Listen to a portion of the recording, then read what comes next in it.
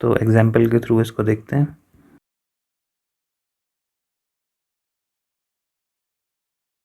Find whether the following are totally ordered sets और not. तो पहला है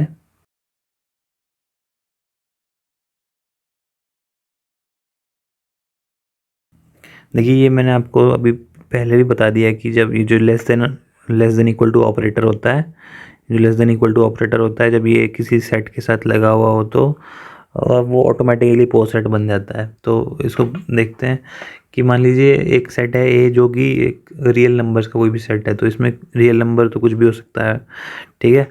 तो मैं अगर लिखूं, मान लीजिए कोई सेट लिया मैंने, कोई भी एक रैंडम सेट ले लेता हूँ 1 2 3 4, और इसको less than equal to operator के साथ जोड़ने की कोशिश करता हूँ। तो देखिए, क्या ये सब आपस में रिलेट कर पा रहा हूँ मैं इनको? क्या हर पेयर को मैं रिलेट कर पा रहा हूँ आपस में? देखते हैं।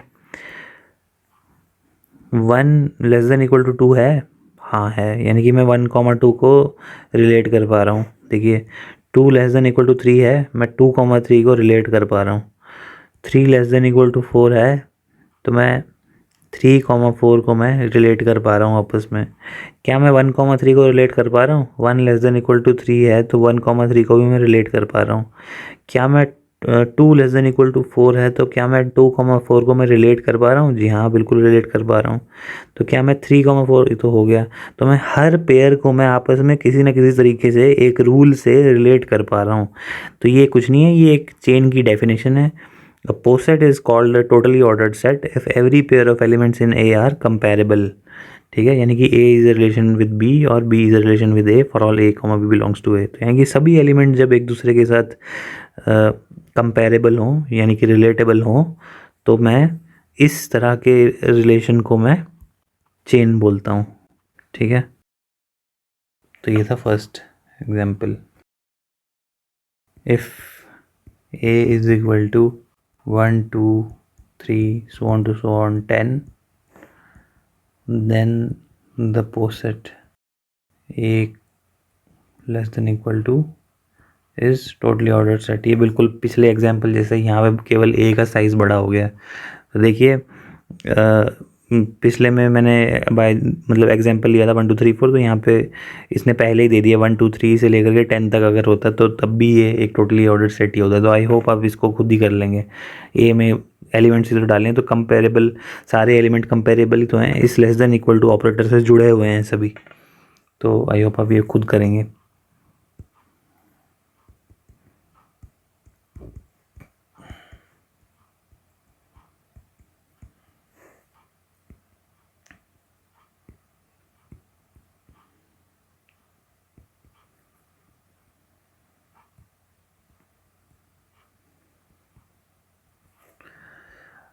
तो देखिए, अब ये सेट हमारे पास है वही 1 2 3 4 so on to so on 10, और पोस्ट सेट है हमारे पास ए और डिवीजन वाला साइन। ठीक है, तो अब हमें हर एलिमेंट को एक दूसरे के साथ रिलेट करने की कोशिश करनी है। तो देखिए, क्या 1 डिवाइड कर रहा है 2 को? जी बिल्कुल, 1 डिवाइड करता है 2 को। क्या 1 डिवाइड कर रहा है 3 को? हाँ कर रहा है। 1 4 को करता है डिवाइड? हाँ जी करता है, सबको करता है, 1 सबको डिवाइड करता है। तो 1, 2 1, 3 1, 4 1, 5 1, 10 तक ये सब हैं इसमें। ठीक है, क्या 2 डिवाइड करता है? 2, देखिए 2 से आगे चलते हैं, क्या 2 3 को डिवाइड करता है? नहीं करता। देखिए 2 3 के बीच में मैं मतलब मैं कंपेरेबिलिटी नहीं बिठा पा रहा हूँ। 2 3 को डिवाइड नहीं करता, डिवीजन ऑपरेटर यहाँ पे नहीं लग रहा है। ठीक है, इसी तरह से आप और भी देखते 3 डिवाइड करता है क्या 10 को? नहीं करता है। तो कितने ही एग्जाम्पल है इसमें कि मैं हर पेयर के बीच में मैं रिलेशन नहीं बिठा पा रहा हूँ। तो जब मैं हर रिलेशन के बीच में हर पेयर के बीच में रिलेशन नहीं बिठा पा रहा हूँ, तो मैं इसको टोटली ऑर्डर्ड सेट या फिर चेन नहीं बोल सकता।